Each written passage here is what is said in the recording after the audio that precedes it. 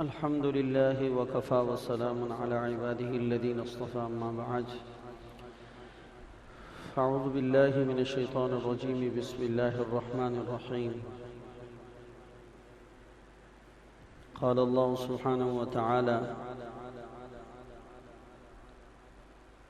وأوفوا بعهد الله إذا عاهدتم ولا تنقضوا الأيمان بعد توكيدها وقد جعلتم الله عليكم كفيلا إن الله يعلم ما تفعلون ولا تكونوا كالتي نقضت غزلها من بعد قوة أنكاثا تتخذون أيمانكم دخلا بينكم أن تكون أمة هي أربى من أمة إنما يبلوكم الله به وليبينن لكم يوم القيامة ما كنتم فيه تختلفون وقال تعالى والذين يؤتون ما آتوا وقلوبهم وجلة أنهم إلى ربهم راجعون أولئك يسارعون في الخيرات وهم لها سابقون وعن عائشة رضي الله عنها قال سألت رسول الله صلى الله عليه وسلم عن هذه الآية والذين يؤتون ما آتوا وقلوبهم وجلة أهم الذين يشربون الخمر ويسرقون قال لا يا ابنة الصديق ولكنهم الذين يصومون ويصلون ويتصدقون وهم يخافون أن لا يقبل منهم أولئك الذين يسارعون في الخيرات أو كما قال عليه الصلاة والسلام رواه الترمذي وابن ماجه كذا في المشكات اللهم صل وسلم وبارك على سيدنا مولانا محمد. بھائیو دوستو بزرگو، اللہ سبحانہ و تعالی نے رمضان المبارک کے بعد جو مہینہ ہے جس کو شوال کا مہینہ کہا جاتا ہے، اس کو موسم حج کا مہینہ بنایا ہے. شوال، ذی قعدہ، ذی الحج. شوال، ذی قعدہ، ذی الحج، یہ مہینے اسلام کے اندر موسم حج کے مہینے کہلاتے ہیں. آج کل کے دور کے اندر چونکہ جہازوں کے ذریعے سے سفر ہوتا ہے، اس لیے چند گھنٹوں کے سفر سے آدمی بیت اللہ پہنچ جاتا ہے. لیکن اگر ہم اپنی صدی سے پیچھے والی صدی اور اس کا پورا زمانہ حضور کے زمانے تک کو لے جائیں تو ان سب زمانوں کے اندر عام طور کے اوپر مسلمان جو دنیا بھر میں آباد ہیں، اپنے اپنے فاصلوں کے اعتبار سے وہ حج کے لیے عید پڑھ کے، عید کی سوئیاں کھا کے، میٹھا کھا کے، عید کی ملاقاتیں کر کے، اور اس کے بعد علی الفور اپنے قافلوں کے ساتھ اپنے اپنے علاقوں سے اونٹوں پر، خچروں پر، گدھوں پر، اور بہت سارے قافلے پیدل، وہ سب بیت اللہ کی طرف سفر کرنے کے لیے نکل جاتے تھے. جس کا فاصلہ بیت اللہ سے زیادہ دور ہوتا تھا تو وہ تو رجب اور شعبان میں اور رمضان میں نکل جاتے تھے. ان کا تو پورا رمضان المبارک کا مہینہ ہی سفر کے اندر آتا تھا، اس لیے کہ ان کے علاقے دور تھے، اور دور والے علاقوں کے مسلمانوں کو ذی الحج کے اندر 8ویں ذی الحج تک یا 6 اور 7 ذی الحج تک ان کو بیت اللہ پہنچنے میں 6 مہینے کا وقت لگتا تھا. 6 مہینے، اس سے بھی زیادہ لگتا تھا بعضوں. اور کچھ نہیں تو کم از کم 3 سے 4 مہینے کا سفر تو یقینی تھا. تو عام طور پر حجاج ساری دنیا سے اپنے لیے سفر شروع کرتے تھے تو وہ عید کے فوراً بعد ان کے قافلے علاقوں سے نکلنا شروع ہو جاتے تھے. تو اس اعتبار سے جو شوال کا مہینہ ہے، ذی قعدہ کا مہینہ ہے، ذی الحج کا مہینہ ہے، یہ سارے کے سارے مہینے اسلام کے اندر موسم حج کے مہینے کہلاتے ہیں، موسم حج کے مہینے کہلاتے ہیں۔ تو اس سے کیا نتیجہ نکلا اس گفتگو سے؟ اس گفتگو سے یہ نتیجہ نکلا کہ اللہ تعالیٰ اپنے بندوں کو ایک عمل میں مشغول کرتے ہیں اور اس عمل میں مشغول کر کے اس کے ساتھ بہت سارا وقت گزرواتے ہیں، اور جب وہ اس عمل سے فارغ ہو جاتے ہیں تو اس عمل سے فراغت کے بعد ان کو چھٹی نہیں دی جاتی، بلکہ ایک عمل سے نکل کے دوسرے عمل میں مشغول کیا جاتا ہے۔ دیکھو جی، پورا رمضان کا مہینہ روزے رکھے ہیں، تراویح پڑھی ہے، مجاہدہ کیا ہے، اعتکاف کیا ہے اور اعمال کے ساتھ چلتے رہے۔ اب اس عمل سے پورے مہینے کام کرنے کے بعد، پورا مہینہ محنت کرنے کے بعد اب کچھ فراغت ہوئی ہے، تو اب اس کے بعد یہ ان کو چھٹی دے دی جائے۔ فرمایا نہ، مکتب عشق کے انداز نرالے دیکھے، مکتب عشق کے انداز نرالے دیکھے، اس کو چھٹی نہ ملی جس نے سبق یاد کیا، اس کو چھٹی نہ ملی جس نے سبق یاد کیا۔ تو جو مہینے بھر تک محنت کر کے فارغ ہوئے ہیں، مہینے بھر تک انہوں نے کام کیا ہے، تو اب ان کے اوپر دوسرے عمل کی ذمہ داری ڈالی جا رہی ہے کہ اب تم عید کے بعد حج بیت اللہ کی تیاری اور سفر کو شروع کرو۔ رمضان المبارک میں تم نے حضر گزارا ہے، تم نے گھر میں رہ کر اس مہینے کو گزار لیا ہے، اعتکاف بھی کر لیا ہے، اور تم نے رمضان المبارک کی تراویح بھی پڑھ لی ہے، تو اب اس کے بعد تمہارے لیے چھٹی نہیں ہے، اب تمہارے لیے ایک اور بڑے عمل کی طرف تمہاری توجہ دلانا ہے اور ایک بہت بڑے عمل کی طرف تمہاری تیاری کرانا ہے، اور اس کو بیت اللہ کا عمل کہا جاتا ہے، حج کہا جاتا ہے۔ تو ساری دنیا سے حاجی شوال کے مہینے میں سفر کے لیے نکل جاتے ہیں۔ اللہ کے فضل سے اب حاجیوں کی تعداد اتنی روز بروز بڑھتی چلی جا رہی ہے کہ جہاز کا سفر ہونے کے باوجود بھی تمام ملک سے اور تمام کے تمام علاقوں سے حاجیوں کو حج کے موسم تک پہنچانے میں حکومت کو بھی کوئی 40-50 دن پہلے اپنی فلائٹیں شروع کرنا پڑتی ہیں، اور ایک ایک جہاز میں 200 300 400 کر کے وہ بھیجتے رہتے ہیں۔ پھر جہاز خالی آتا ہے، پھر 300 400 کو لے جاتا ہے، پھر آتا ہے، پھر لے جاتا ہے۔ اس طرح سے مختلف شہروں سے، مختلف علاقوں سے، مختلف ممالک سے لاکھوں کی تعداد میں حاجیوں کو وہاں پر بھیجنے کے لیے بھی حکومتوں کو اس ترقی یافتہ دور کے اندر بھی کوئی 40 سے 50 دن کا ٹائم چاہیے ہوتا ہے، اور وہ 40 سے 50 دن کے ٹائم میں حاجیوں کو بھیجنا شروع کرتے ہیں، اور بعض ممالک سے تو 2 مہینے پہلے فلائٹیں شروع ہو جاتی ہیں۔ شوال کا مہینہ شروع ہوتا ہے اور حاجیوں کو بیت اللہ میں پھینکنا شروع کر دیتے ہیں۔ جیسے انڈونیشیا سے بہت حاجی آتے ہیں، تو ان کا ملک بھی غریب ہے، اس لیے ان کے ہاں جہازوں کا اتنا زیادہ مضبوط نظام نہیں ہے، تو وہ حضرات اپنے ملک سے حاجیوں کو حج کے سفر کے لیے بھیجنا شروع کرتے ہیں، تو شوال کے مہینے سے فلائٹیں شروع ہو جاتی ہیں۔ اب اس دور میں بھی یہ حال ہے، اور جو حاجیوں کی تعداد بڑھے گی اتنا زیادہ حاجیوں کو جلدی بھیجنے کا اہتمام ہوگا۔ ہمارے ملک سے بھی 4-5 اگست سے جو ہے وہ فلائٹیں شروع ہیں۔ ابھی بس یہ مہینہ ہمارا جولائی کا ختم ہو رہا ہے، اس کے بعد اگست کے اندر ہمارے ملک سے بھی حاجیوں کو روانہ کرنا شروع کر رہے ہیں، اور حاجی حضرات جا رہے ہیں۔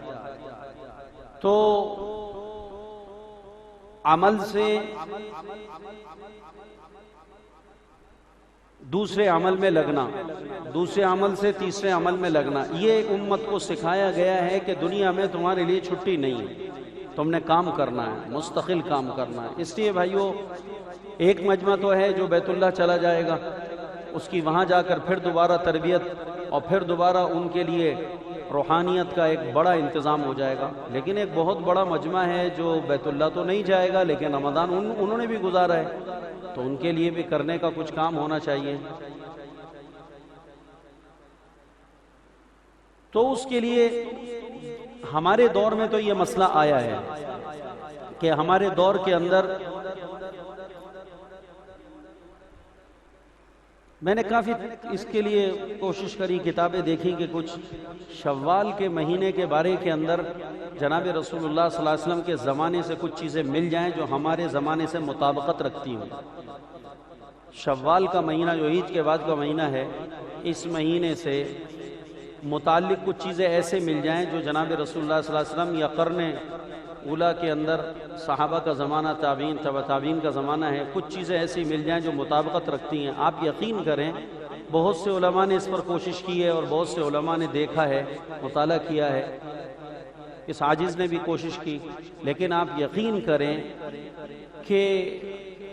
ہمارے زمانے کے اندر جو شوال کے مہینے میں مسلمانوں کی حالت ہو جاتی ہے، رمضان گزرتے ہی ایک دم عجیب سی تبدیلی آتی ہے۔ رمضان کے اندر ان سے بڑا کوئی فرشتہ نہیں، اور شوال کا چاند نظر آتے ان سے بڑا کوئی، بولو، ان سے بڑا کوئی شیطان نہیں۔ تو یہ اتنا بڑا جو فرق ایک دم آتا ہے نا، 2-3 دن کے اندر اندر نظر آتا ہے، تو اس سے متعلق کچھ ابتدائی صدیوں کے اندر کچھ مطابقت کی چیزیں ملیں کہ اس زمانے کے اندر بھی کیا کچھ ایسے مسلمان تھے جن کا رمضان تو فرشتوں جیسا گزرا، اور رمضان گزرتے ہی کے ساتھ وہ پکے شیطانوں والی صفت کے اوپر آ گئے اور پکے بھیڑیے بن گئے اور پکے وہ جانور بن گئے۔ ایسا کچھ مل جائے تاکہ اس زمانے کے اندر ان لوگوں کے لیے اللہ کے نبی نے کیا فرمایا اور صحابہ نے ان کے بارے کے اندر کیا رائے قائم کری، اور ان کے بارے کے اندر ان کو سمجھانے کے لیے، تربیت کے لیے کیا مواعظ اختیار کیے، تو ہم اپنی قوم کے سامنے وہی مواعظ نقل کر دیں۔ تو یقین کریں کہ اس زمانے کے اندر رمضان المبارک اور غیر رمضان،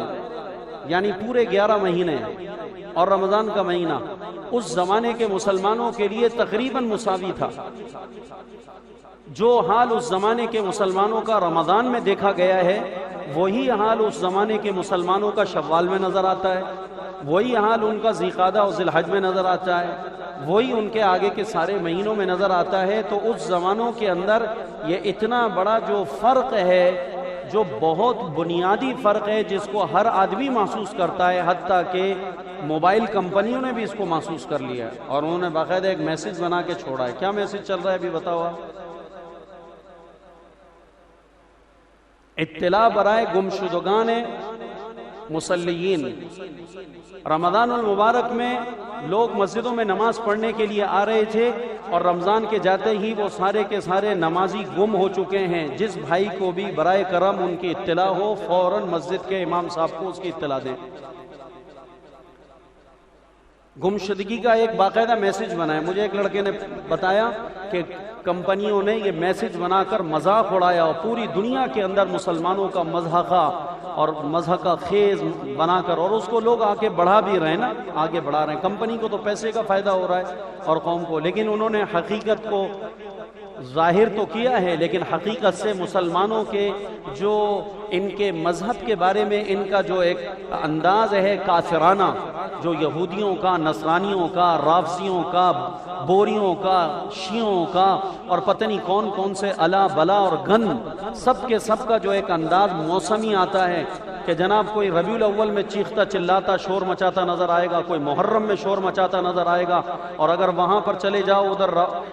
نصارہ کی طرف چلے جاؤ اور یہود کی طرف چلے جاؤ، تو ان کے ہاں جناب جو ہے نا وہ 25 دسمبر کے اندر شور مچتا ہوا نظر آئے گا، اور کسی کا کہیں پہ نظر آئے گا۔ تو یہ جو موسمی مذہبی قسم کے لوگ ہیں، جن کو میں کہتا ہوں یہاں پر کہ یہ برساتی مینڈک ہیں، ان برساتی مینڈکوں کا حال اب ہمارے ہاں اس اہل اسلام میں بھی نظر آنے لگا ہے۔ بالکل برساتی مینڈک، سب آ جائیں گے، نکل جائیں گے، مسجدیں بھر جائیں گی، صفوں میں لڑائیاں ہو رہی ہوں گی، اور جناب جو ہے وہ نمازیوں میں آپس میں عجیب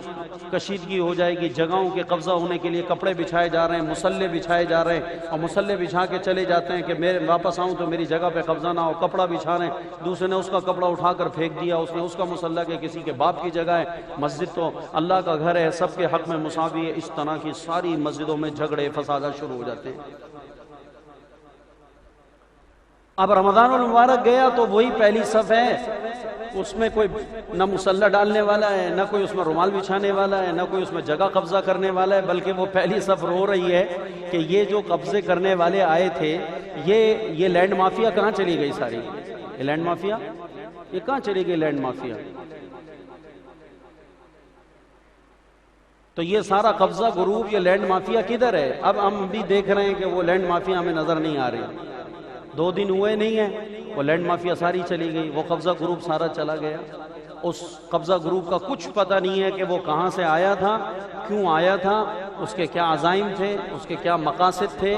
وہ اپنے آپ کو کیا ثابت کر کے جانا چاہ رہا تھا، اور اب وہ چلا گیا تو کیوں چلا گیا ہے۔ تو قرن اولیٰ سے اس زمانے کے رمضان اور شوال کے اندر جو ایک بڑا فرق آتا ہے، اس کی مطابقت پر کوئی بھی مضمون اور کوئی بھی حال مسلمانوں کا ہمیں شروع کے زمانے کے مسلمانوں سے نہیں ملا۔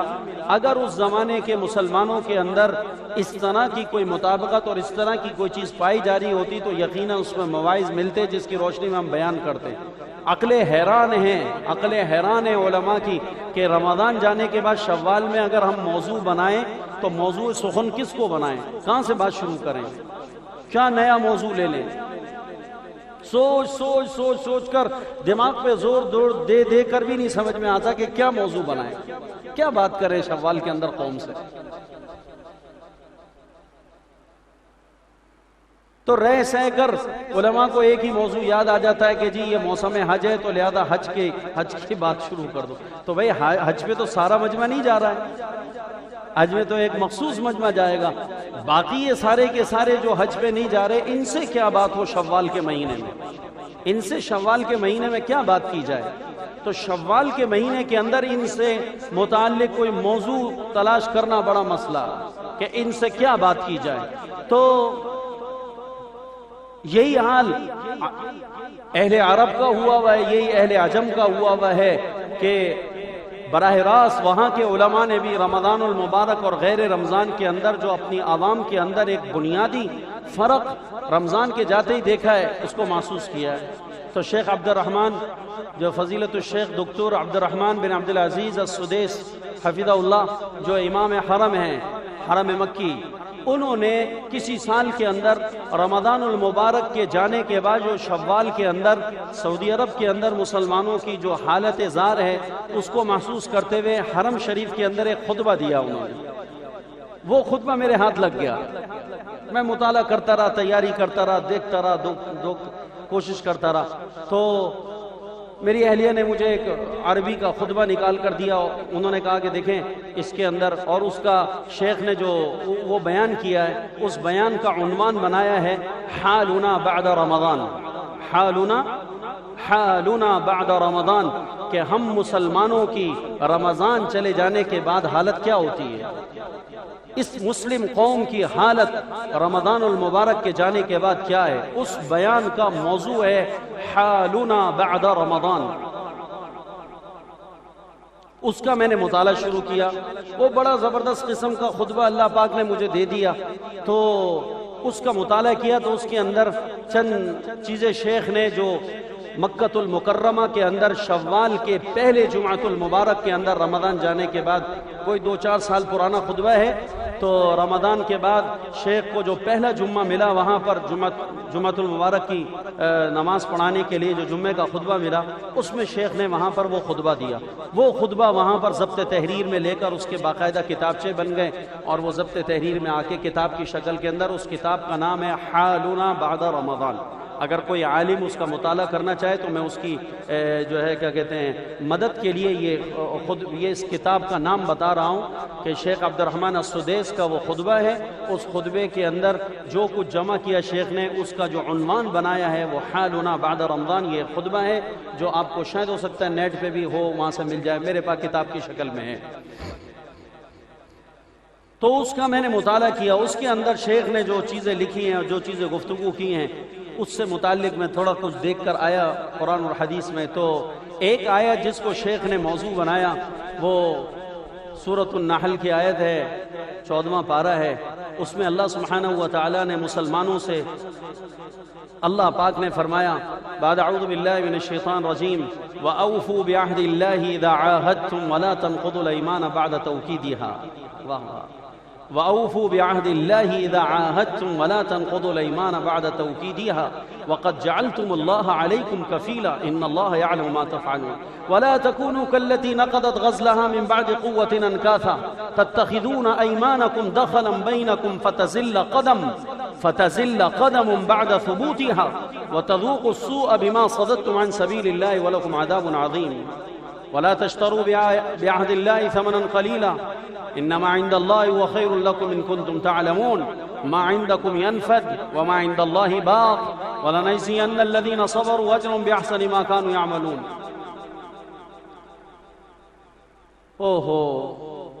اللہ تعالیٰ نے اپنے بندوں سے کہا وَأَوْفُوا بِعَهْدِ اللَّهِ إِذَا عَاهَدتُّمْ، اے میرے بندو تم اللہ تعالیٰ سے، بہت سے موقع ایسے آتے ہیں تمہاری زندگی کے اندر جن زندگی کے مواقع میں تم اپنے اللہ سے کچھ ارادے وعدے کرتے ہو، کچھ اللہ سے عہد و پیمان کرتے ہو. وَأَوْفُوا بِعَهْدِ اللَّهِ إِذَا عَاهَدتُّمْ، اللہ تمہیں زندگی کے اندر اے مسلمانوں ایسے مواقع عطا کرتا ہے جن مواقع کے اندر تم اپنے اللہ سے عہد و پیمان کی اور تجدید عہد وفا، تم وفا کے عہد کی تجدید کرتے ہو. تو اس میں ایک رمضان المبارک کا مہینہ بھی مسلمانوں پر ایسا آتا ہے جس میں گناہگار سے گناہگار مسلمان رمضان المبارک کے مہینے میں آ کر اور وہ ختم قرآن کی دعا کے موقع پر اور وہ روزہ رکھ کر افطار کے دسترخوان پر اور وہ نمازوں میں حاضری دے کر نماز کے بعد مانگے جانے والی دعاؤں میں اور وہ اعتکاف میں آ کر اعتکاف میں بیٹھ کر اور وہ اعتکاف کے اندر شب قدر کی تلاش کے اندر طاق راتوں کے اندر جاگ کر اور تنہائیوں کے اندر اور گمنامی میں بیٹھ کر اور اسی طریقے سے وہ رمضان المبارک کی تراویح کی نمازوں میں شرکت کے بعد مانگے جانے والی دعاؤں میں اور بہت سے رمضان کے اندر ایسے موقع آتے ہیں جس میں گناہگار سے گناہگار مسلمان مسجد میں آ کر اللہ تعالیٰ سے نئے عہد و پیمان کر رہا ہوتا ہے اور سابقہ اللہ سے اپنے گناہوں کی معافی مانگ رہا ہوتا ہے. اے مسلمانوں، کیا تمہیں یاد ہے کہ تمہارے اللہ نے تمہیں رمضان المبارک میں دوبارہ موقع دے کے بلایا تھا اور تم اللہ کے گھر میں آئے تھے اور تم نے اللہ کے گھر میں آنا جانا شروع کیا؟ وہ سب اللہ کی توفیق اور اللہ کی ہدایت سے ہی ہوا تھا. تو اللہ نے تمہارے کو توفیق اور جو ہدایت دی ہے اس میں اس بات کی بین دلیل موجود ہے کہ اللہ تمہیں اب بھی سنبھالنا چاہتا ہے اور اب بھی تمہیں اللہ راہ راست پر لانا چاہتا ہے. اس کے لیے اللہ نے ایک سازگار ماحول بنا کر اس ماحول کے اندر اگرچہ بہت سو کو بد نصیب کیا لیکن تجھے اس بد نصیبوں میں شمار نہیں کیا. تجھے خدا نے اپنے گھر میں حاضری کی توفیق عطا کر دی اور تو اللہ کے گھر میں آ گیا تجھے اللہ نے روزے رکھوائے. اس روزے میں تجھے اللہ نے تہجد میں اٹھایا اور تجھے اللہ نے سحری کے موقع پر تہجد کی نماز پڑھنے کی توفیق عطا کری اور تیری ماں اور تیری بہن اور تیری بیٹی وہ سحری بنا رہی ہے اور تو مصلی پہ بیٹھ کے تہجد پڑھ کے اللہ سے دعا کر رہا ہے اور تجھے یقین ہے کہ یہ دعا میری قبول ہو رہی ہے اور مجھے اللہ نے رمضان کے مہینے کے اندر تہجد کی توفیق اور رونے دھونے کی توفیق عطا فرمائی ہے. میں اللہ سے اپنی زندگی کے سارے پچھلے پاپوں کو معاف کروا رہا اور میرا اللہ اس کو معاف کرتا چلا جا رہا ہے. تو اس میں تو نے اللہ سے کچھ عہد کیے ہے، یا اللہ تو مجھے معاف کر دے، یا اللہ مجھ سے خطا ہوئی، میں اس رمضان سے پہلے بڑا گمراہ تھا اور میں نے نمازیں بھی نہیں پڑھتا تھا اور میں مسجد میں بھی نہیں آتا تھا اور میں نے قرآن بھی کبھی کھول کے نہیں دیکھا اور میں نے کبھی کسی نیک عمل کی کرنے کی طرف میلان اور توجہ نہیں کری. یا اللہ تو نے رمضان میں توفیق عطا فرمائی، تیری بڑی مہربانی ہے اور تیرا کرم ہے، تو نے مجھے بلایا ہے. اللہ تو نے رمضان کے مہینے کے اندر